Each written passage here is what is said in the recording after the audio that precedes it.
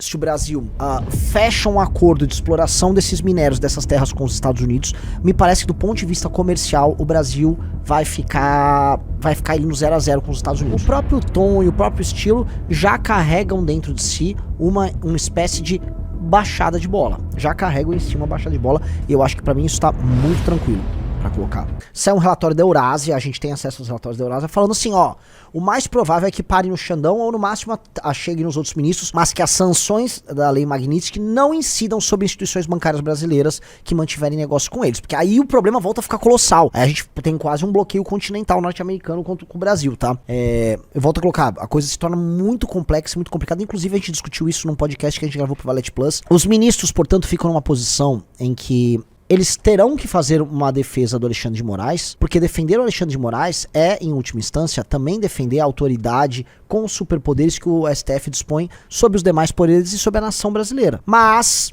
o discurso já não é o mesmo discurso triunfalista e autoritário que eles tinham. E se o Riso levantar ali o discurso do Barroso, o próprio tom e o próprio estilo já carregam dentro de si uma espécie de baixada de bola. Já carrego em cima a baixada de bola, e eu acho que pra mim isso tá muito tranquilo pra colocar, tá? Prosseguindo. Ali, tá? Nessa briga, a gente percebe, e aí eu acho que agora a gente pode fazer eu não vou desenhar nada, porque toda vez que eu começo a desenhar aí na tela junto com o Riso, o público sai, tá? Mas você tem que separar, você tem que fazer uma espécie de um corte, em termos de análise, entre dois assuntos. E aqui começa, vamos dizer, tá, eis o ponto onde aqui eu vou fazer aqui minha passada de pano para Arthur Duval, porque eis o momento que a maior parte dos analistas não está entendendo essa briga. Que as pessoas estão misturando essa discussão comercial com uma discussão política. Então, tem a discussão comercial e a discussão política. Qual é o tema da discussão comercial? 1, questão tarifária, que o Trump está discutindo com o mundo todo. 2, BRICS e desdolarização, que o Trump discute com o mundo todo. Beleza. 3, e este ponto que está ficando cada vez mais claro. Reservas estratégicas de minérios e terras raras presentes em território brasileiro. Tá? Isso está no nosso podcast. Isso aqui é uma análise que eu tô trazendo do brilhante Felipe Hermes. Eu volto a falar, um dos nomes mais brilhantes da nossa geração. Sigam o Felipe Hermes, tá? Assim, toda vez que eu falo com o Felipe Hermes, eu aprendo, tá? E é muito interessante. O Felipe Hermes traz umas declarações do Bolsonaro lá de 2020. O Riso vai lembrar também, quando o Bolsonaro ficou falando de exploração de minérios na Amazônia com os Estados Unidos. Interessante. Isso que é uma política, o Felipe Hermes usa os termos meio mercantilista, metalista, coisa lá do século XVII, século XVI, né? Uma política muito old school. E que pode ser que seja, vamos dizer, um dos grandes enfoques americanos aqui, porque o Brasil é o terceiro maior detentor de terras raras. O Brasil vai estar em qualquer top 5 que você colocar aqui de recursos naturais, minérios estratégicos. O Brasil tem lítio, o Brasil tem nióbio, acho que nem se é molibdênio, tem tório, tem um monte de, vamos dizer, minérios raros aqui no Brasil. Portanto, como boa parte da guerra tecnológica que existe entre China e Estados Unidos envolve a posse desse tipo de material para produção de supercondutores, semicondutores, baterias elétricas e tal, é necessário ter essas reservas estratégicas. A China é a maior detentora de boa parte dessas reservas do mundo, e a Rússia também. China e Rússia são parça. Para os Estados Unidos ter isso aqui no Brasil é muito importante.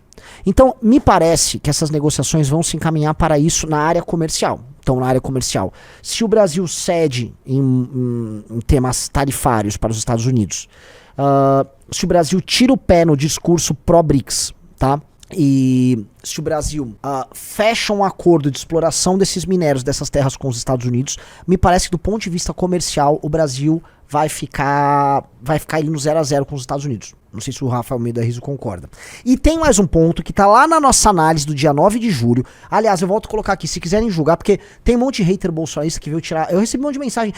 Vocês não sabem nada por conta da declaração do Arthur. O Arthur, nesse sentido, ele fala por ele. Eu e o Renato fizemos uma análise no dia 9 de julho, quando saíram as tarifas aqui. E olha, eu subscrevo praticamente tudo das previsões que nós fizemos. Uma das coisas que nós falamos é o seguinte: talvez a China absorva os produtos brasileiros e resolva a questão brasileira para o Brasil ter leverage para poder discutir e tretar com os Estados Unidos.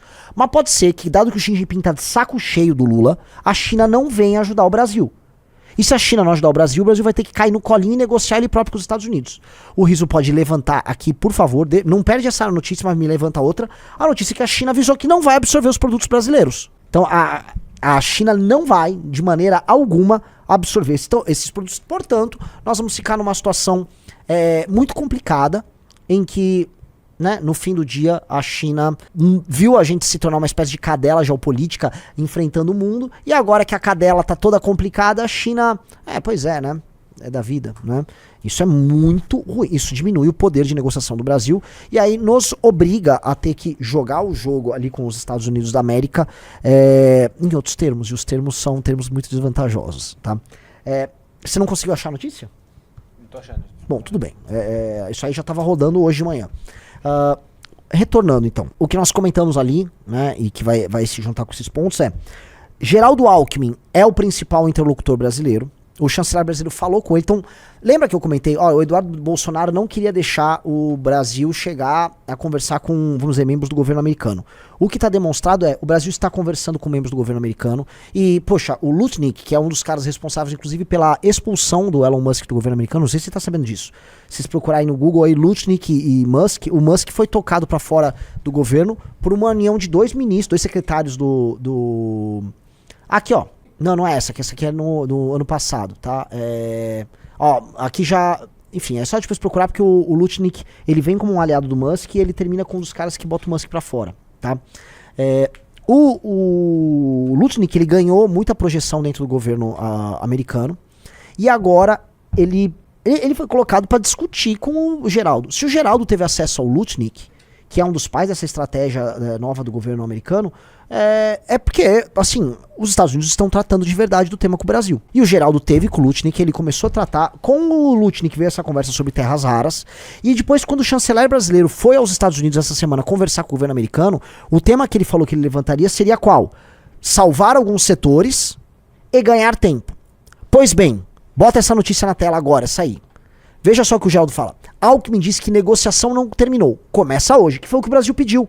Salva esses setores aqui, que a gente pode ter perdas desastrosas imediatas. Salva, tá? E, paralelamente, vamos começar a negociar o que os Estados Unidos querem.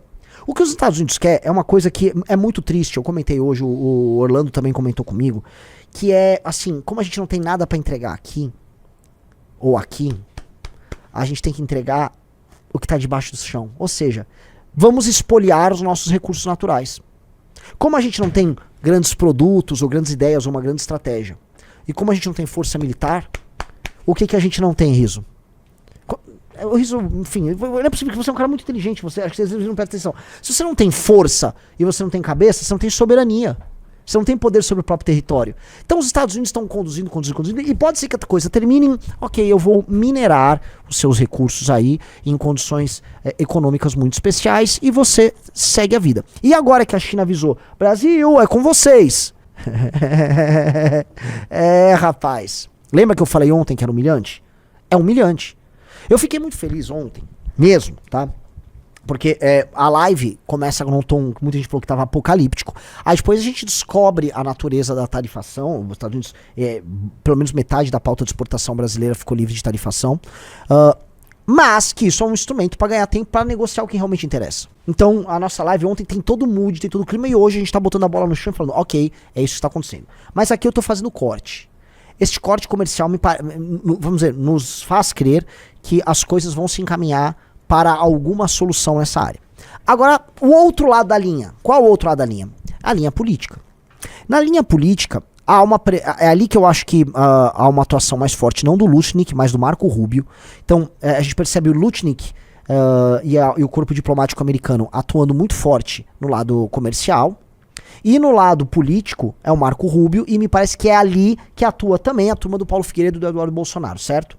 Me parece que é ali. E nessa área ali, eles estão jogando em coordenação com os brasileiros para auxiliar seus aliados aqui no Brasil. Então, os aliados deles aqui no Brasil são Paulo Figueiredo, Jair Bolsonaro, tal. Auxiliar o grupo político deles aqui, acho que isso está bem claro. E pressionar a Suprema Corte para, vamos dizer, obter resultados para as Big Tech, tá? Para que as empresas americanas, que são um instrumento de poder americano em todas as nações democráticas aí, como a gente pode qualifiquem como quiser. Então, os Estados Unidos, você é uma democracia, você tem imprensa livre, você tem que ter redes sociais, e elas são minhas, e o seu debate político vai acontecer sob meus algoritmos, dentro dos meus termos. Ou seja, é uma projeção de poder americano em nosso território. É natural. E aí eles querem que a Suprema Corte garanta o funcionamento normal dessas Big Tech aqui no Brasil, ou seja, empresas americanas e tal. Acho que tem um tempero, não é o elemento principal, mas um tempero de uma juntada que o Marco Rubio quer dar na América Latina. E esse auxílio aos aliados deles. Só que isto é uma coisa e a parte comercial é outra. Eu acho que ontem, como tava todo mundo muito confuso, porque misturava a questão comercial. Entendi, a taxação é por causa do Eduardo. Não, calma. A gente já entendeu a dinâmica e a lógica da taxação, e a gente tá entendendo agora a dinâmica da ação com os ministros do Supremo. Tanto que governo Lula e o vice dele, mas vamos lá, Lula, Alckmin, chanceler e tal, atuam muito mais na via comercial. O trabalho está mais nesse caminho aqui. E nesse caminho eles estão começando a chegar aqui no, vamos dizer, nos termos aí para um eventual fechamento de negócio deles. Do outro lado a coisa está um pouco mais embaralhada porque você tem, vamos dizer, você está num processo agora de aperto, você está apertando o torniquete sobre o Brasil. Então eles apertaram o torniquete no Alexandre de Moraes. O Alexandre de Moraes ele veio a público ontem, quis aparecer no jogo do Corinthians, ele é corintiano, mostrar força, mostrou o dedo do meio pros outros. Quis mostrar que ele é meio rock and roll, aqui não quer saber, não sei o quê. E as consequências das ações, e aí vou rememorar o que a gente falou no começo da live, tá? De um campo não podem atrapalhar o que for fechado no outro. E aí entra o que eu queria falar pra vocês, porque até que ponto os Estados Unidos vão atuar com a lei Magnitsky, não só contra o Moraes, mas contra os demais ministros, se isso impactar relações comerciais que podem estar sendo pacificadas. Que é o que eu falei.